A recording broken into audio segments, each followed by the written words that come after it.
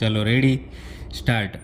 Indian succession act 1925 કલમો 283, 284, 285, 286 અને 288. Grant of probate સામે કેવિએટ મેળવવા પાત્ર હિત પુરાવાથી આવું હિત સાબિત થઈ શકતું નથી. પરિણામે ગ્રાન્ટ ઓફ પ્રોબેટ કે એડમિનિસ્ટ્રેશન આપવું જોઈએ. પેરા ભારતીય વારસાધારો કલમો 227, 283, 284 વિલના આધારે આવું હિત સ્થાપિત કરવા પ્રયત્ન વિલ રજૂ કર્યું નથી.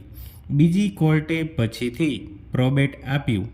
સર્વે લાગતી વળગતી વ્યક્તિઓને જાહેરાત કરી હતી કે નહીં તે જાણતો નથી. પ્રોબેટની કાર્યવાહીની લાગતી વળગતી વ્યક્તિઓને જાણ નથી. પરિણામે આર્ટિકલ 136 હેઠળની હુકુમતનો અમલ કરી પ્રોબેટ કાર્યવાહી સ્વીકારવાની અને એને રીઓપન કરવાનું બિનજરૂરી પ્રોબેટની અસર પક્ષકારોના હકનું નિરાકરણ ન કરે. કલમ 263 હેઠળ પ્રોબેટ રદ પણ કરી શકાય. જો કેવિએટેબલ હિત ન હોય તો કલમ 263ની જોગવાઈઓનો આશરો લેતા કોઈ રોકી શકે નહીં. પેરા આ રીટ પિટિશન નીલગિરી મદ્રાસના જજનો આદેશ હાઈકોર્ટે મંજૂર રાખ્યો તે સામે છે. કેસની હકીકતો આમ છે. રાજુ અને ઈલાબેન પતિ પત્ની છે અને રાજુ મોટો દીકરો છે.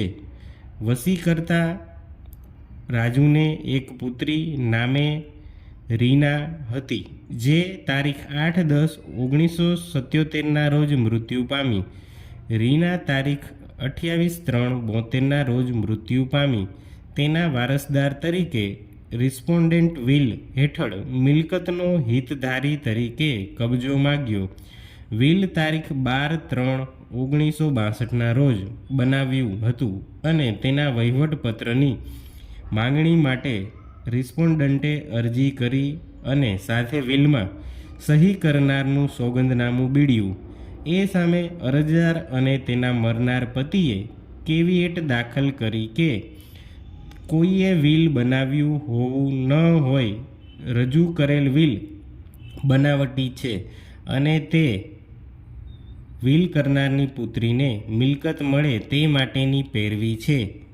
તારીખ 23/6/1975ના રોજ અરજદારની તરફેણમાં વિલ અને બક્ષિસપત્ર બનાવ્યા હતા.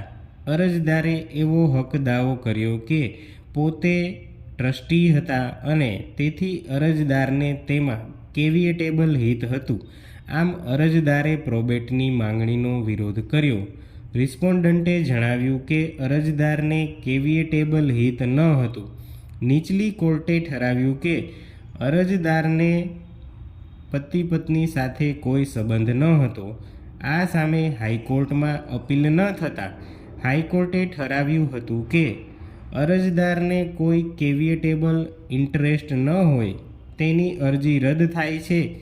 પછીથી પ્રોબેટ અને વહીવટી પત્ર મળ્યા એમ કોર્ટને માહિતી મળી હતી. પેરા અરજદારનો દાવો એ પ્રકારનો છે કે પોતે મિસ જોએન્ડિસ બ્રાઉનના ટ્રસ્ટનો એક્ઝિક્યુટર અને લીગાટી છે અને રીના એક રજિસ્ટર્ડ બક્ષિસપત્રથી તારીખ 29/3/1974માં બીજી આઇટમની મિલકત તેને આપી હતી જેને રીનાને ટ્રસ્ટી નિમ્યો હતો.